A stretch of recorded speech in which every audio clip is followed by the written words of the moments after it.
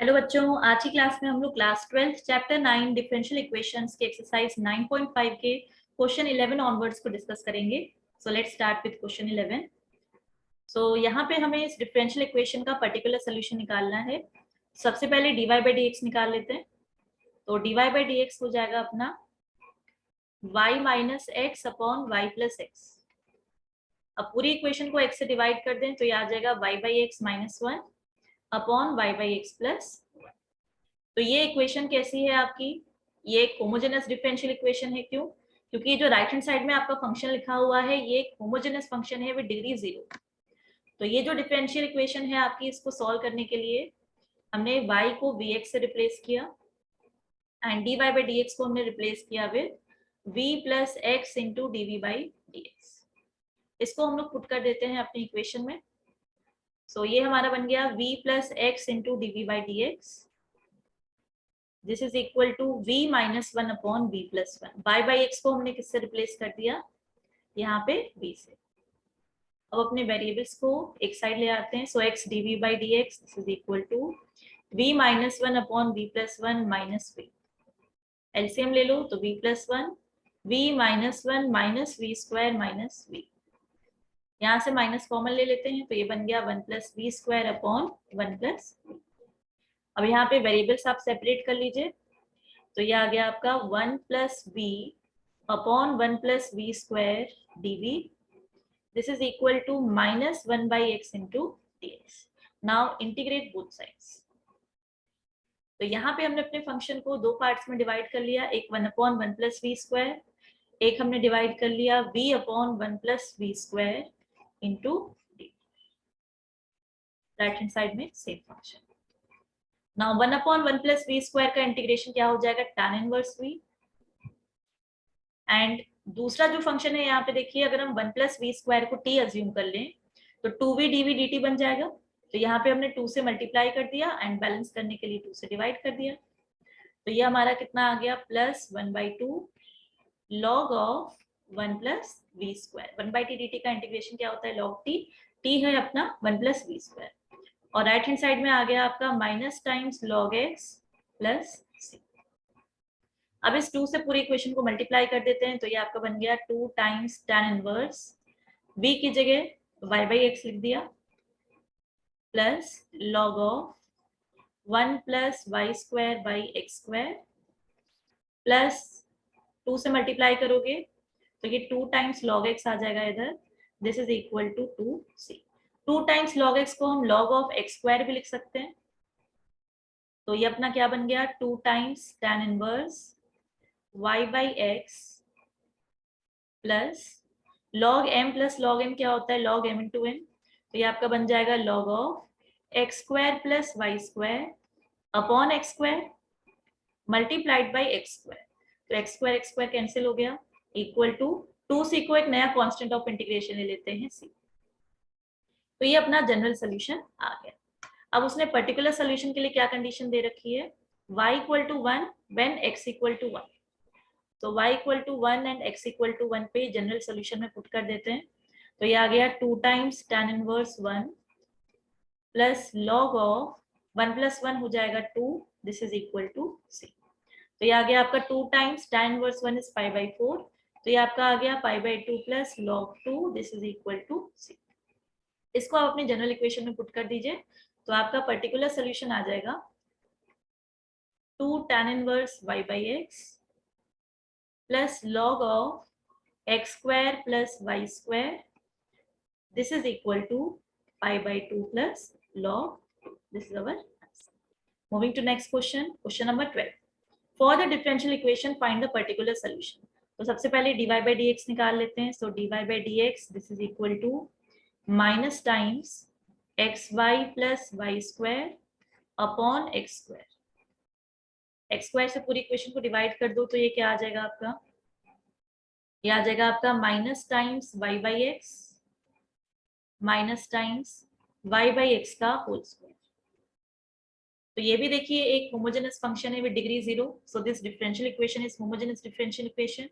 इसको सॉल्व करने के लिए हम y को किससे रिप्लेस करेंगे? vx से।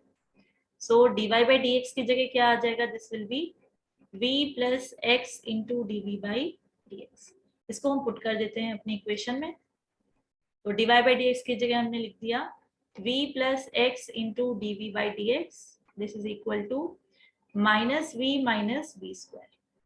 तो अगर हम यहाँ से माइनस v कॉमन ले लें तो ये आ जाएगा आपका 1 प्लस v। ठीक है, ओके। एक चीज यहाँ पे देखिए, यहाँ पे क्या है v, इसको अगर हम राइट हैंड साइड ले जाएं तो ये माइनस 2v हो जाएगा। तो पहले हम इसको राइट हैंड साइड ले आते हैं वेरिएबल्स को, देन कॉमन लेते हैं। तो x into d v by d x ये हो गया हमारा minus 2v minus v square. अब हम इसके फैक्टर्स बना सकते हैं। तो फैक्टर्स क्या आ जाएंगे, माइनस v कॉमन ले लिया, 2 प्लस v। अब हम अपने वेरिएबल्स को सेपरेट कर लेते हैं। तो v वाली टर्म्स एक साइड ले आए, so 1 by v 2 plus v dv, this is equal to minus 1 by x into dx. Now integrating both sides. अब देखिए ये जो न्यूमरेटर में 1 है, इसमें अगर हम 2 से मल्टीप्लाई कर दें एंड बैलेंस करने के लिए 2 से डिवाइड कर दें, ऐसा क्यों किया है? क्योंकि डिनोमिनेटर में देखिए जो फैक्टर्स है उनका डिफरेंस कांस्टेंट है, v प्लस 2 माइनस v, ये हमको 2 देता है। तो ये जो न्यूमरेटर का 2 है, इसको हम लोग क्या लिख सकते हैं? इसको हम लोग लिख सकते हैं v plus 2 minus v upon v times 2 plus v dv, this is equal to minus 1 by x dv का dx का इंटीग्रेशन। सो ये आपका कितना आ जाएगा? सो दिस विल बी, इसको आप लिख सकते हैं 1 बाई 2 इंटीग्रेशन। अब देखो यहाँ पे जब आप सेपरेट करोगे डिनोमिनेटर को तो ये बन जाएगा 1 बाई वी, ये दोनों कैंसिल हो जाएंगे, minus 1 upon 2 plus v. So 1 by v minus 1 upon v plus 2 dv, this is equal to integration of minus 1 by x into dx। तो यहां से आपका कितना आ जाएगा? so this will be 1 by 2 log v minus log of v plus 2, this is equal to minus times log x plus log c ले लेते हैं। ठीक है, सारे टर्म्स लॉग में थे इसलिए हमने लॉग के टर्म्स में अपना यहाँ पे ले लिया। अब इसको हम लोग क्या लिख सकते हैं? ओके, सो ये अपना बन गया log of v upon v plus 2। ठीक है, 2 से क्रॉस मल्टीप्लाई कर देते हैं तो ये आ जाएगा आपका, या अभी नहीं करते हैं, अभी इसको हाफ ही रखते हैं, this is equal to log of c by x। अब ये जो हाफ है इसको log में अंदर ले जाते हैं तो ये पावर 1 बाई 2 हो गया। नाउ दोनों साइड log है तो उसको हम लोग लिख सकते हैं v अपॉन v प्लस 2, तो स्क्वायर रूट है तो दोनों साइड स्क्वायर ले लिया तो ये हो जाएगा c square by x square. अब v को वापस रिप्लेस कर देते हैं किससे? y बाई एक्स से, तो ये आ जाएगा y by x upon y by x plus 2, this is equal to c square by x square.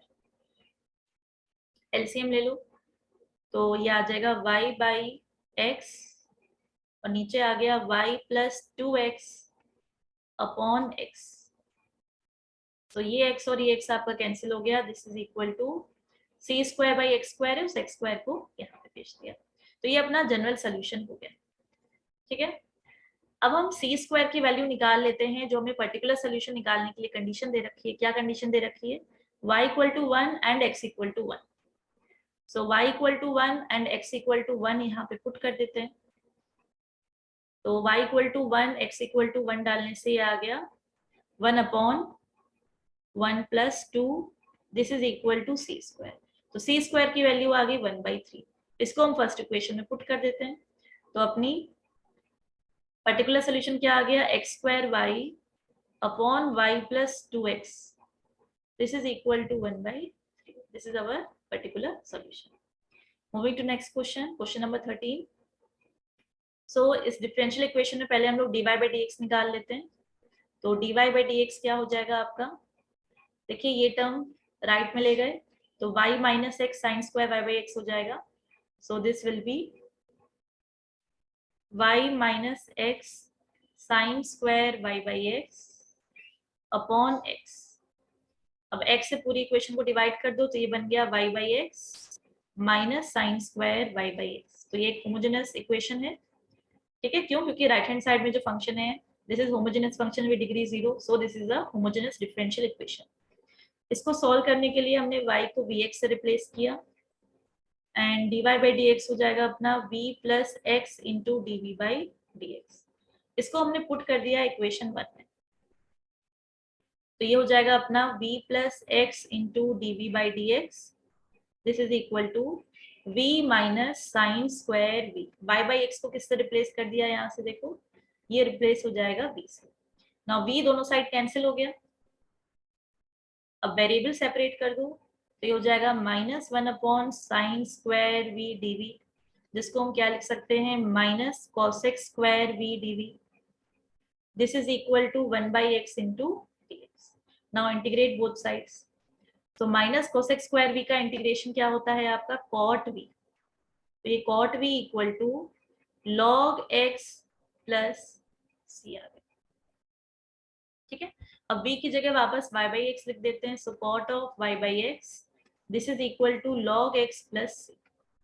Now question में पर्टिकुलर सोल्यूशन निकालने के लिए कंडीशन क्या दी रखी है, x equal to 1, y equal to pi by 4, so x equal to 1, y equal to pi by 4 इसमें डालिए, तो वैल्यू क्या आ गई, cot pi by 4, this is equal to log 1 की वैल्यू 0 हो गई प्लस c, तो c की वैल्यू कितनी आ गई, कॉट पाई बाई 4 की वैल्यू कितनी होती है 1। सो ये जो अपना जनरल सोल्यूशन है इसमें c की वैल्यू डाल देते हैं, तो अपना पर्टिकुलर सोल्यूशन क्या आ गया, cot y by x, this is equal to log x plus 1। इसको अगर आप और उस तरह से लिखना चाहते हैं कॉम्पैक्ट वे में, तो ये हो जाएगा log x plus ln e, क्योंकि e base e is 1, so ln e, then आप इसमें log m plus log n लगा सकते हैं, which is log m into n, तो ये अपना फाइनल आंसर हो जाएगा। So cot y by x equal to log x। Moving to next question, now question 14, so dy by dx minus pi by x, तो यहाँ से भी फिर से dy by dx निकाल लेते हैं, तो ये आ गया y by x minus cosec y by x, तो ये क्या है आपकी एक होमोजेनस फंक्शन है with degree 0, so this differential equation is homogeneous differential equation. तो उसको सॉल्व करने के लिए हमने y को vx से रिप्लेस किया, और we can say y by x को हम रिप्लेस कर सकते हैं v से, एंड dy by dx को किससे रिप्लेस करेंगे, this will be v plus x into dv by dx।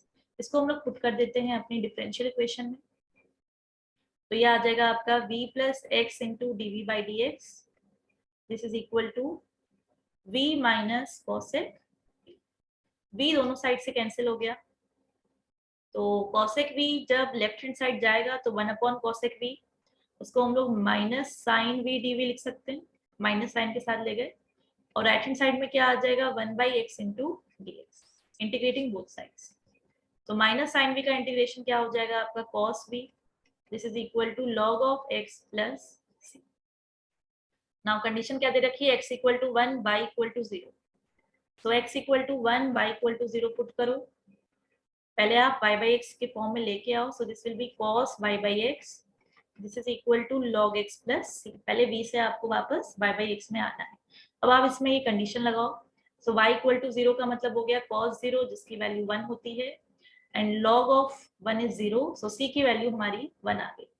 तो अपना पर्टिकुलर सोल्यूशन क्या हो गया, फर्स्ट इक्वेशन इस इक्वेशन में डाल दो, सो नीचे वाली इक्वेशन में डालना पड़ेगा, सो इस इक्वेशन में आप पुट कर दीजिए c की वैल्यू, तो ये आ गया cos y by x, this is equal to log x plus 1, तो अगेन लास्ट क्वेश्चन की तरह 1 को आप ln e लिख सकते हैं, तो ये ln x इंटू e आ जाएगा, दिस इज अवर आंसर।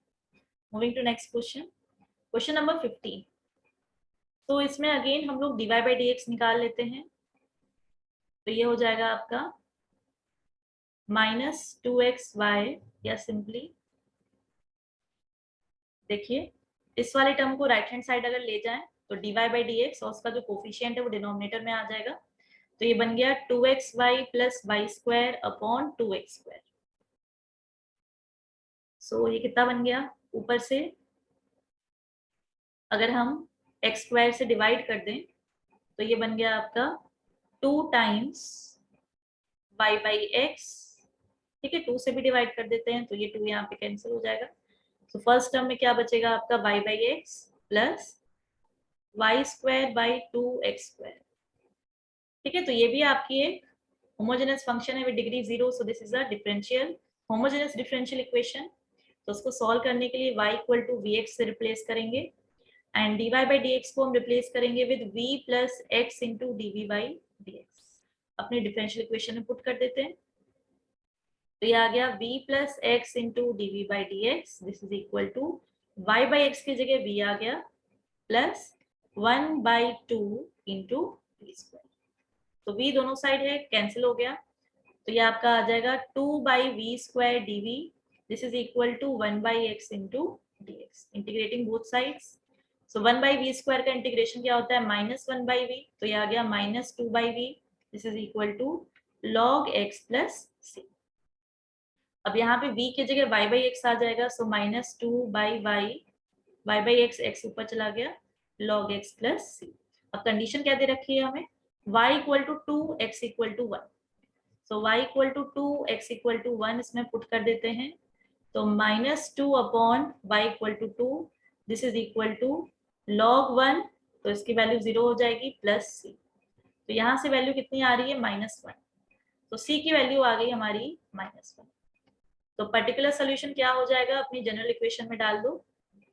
तो ये अपना आ जाएगा -2x by y, this is equal to log of x minus 1।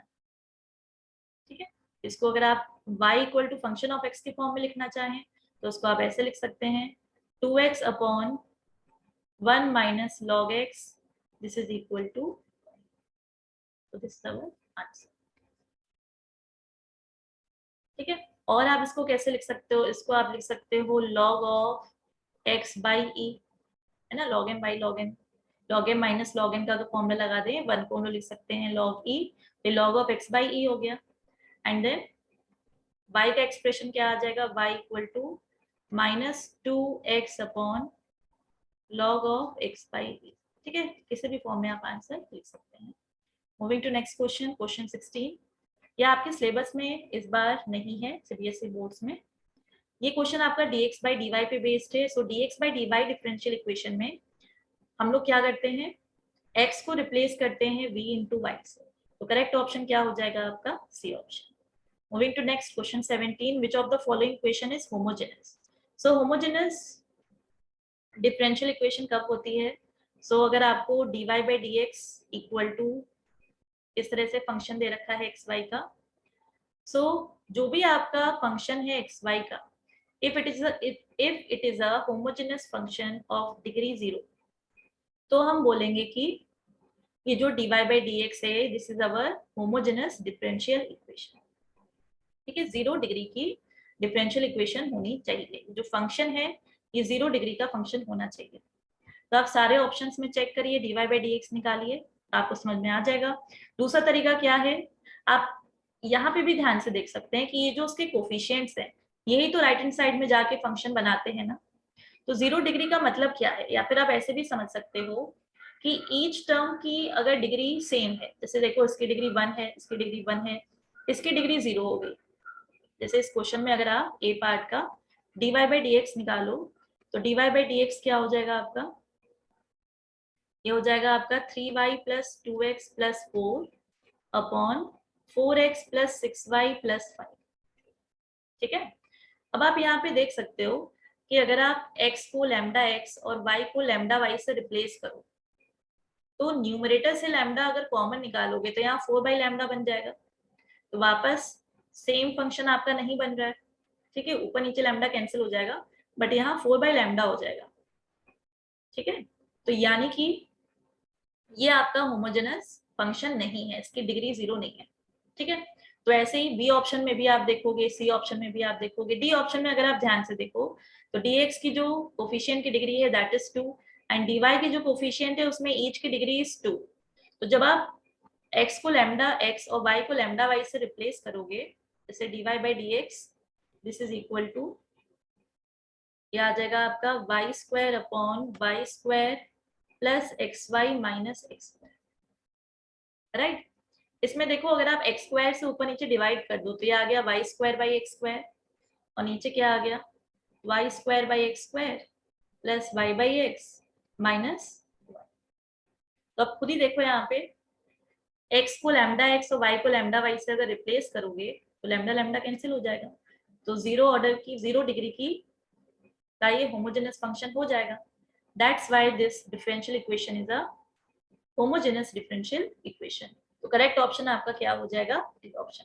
तो आप इस तरह से कोफिशिएंट देख के भी कर सकते हो, जैसे सी ऑप्शन में क्यों ये होमोजेनस डिफरेंशियल इक्वेशन नहीं है, क्योंकि देखो इसकी डिग्री कितनी है 3 और इसकी डिग्री है 2, तो ये तो हो ही नहीं सकता। सिमिलरली बी ऑप्शन में देखो dx के कोफिशिएंट इसकी डिग्री 2 है और यहाँ पे each की डिग्री 3 है, तो ये भी नहीं हो सकता, राइट। ऐसे ही ए ऑप्शन में हमने देखा इसकी डिग्री 1, इसकी डिग्री 1, बट ये कांस्टेंट है, इसकी डिग्री 0 है, तो ये भी होमोजेनस नहीं हो सकता। So correct option is D. तो बच्चों इस वीडियो में इतना ही। Thanks for watching.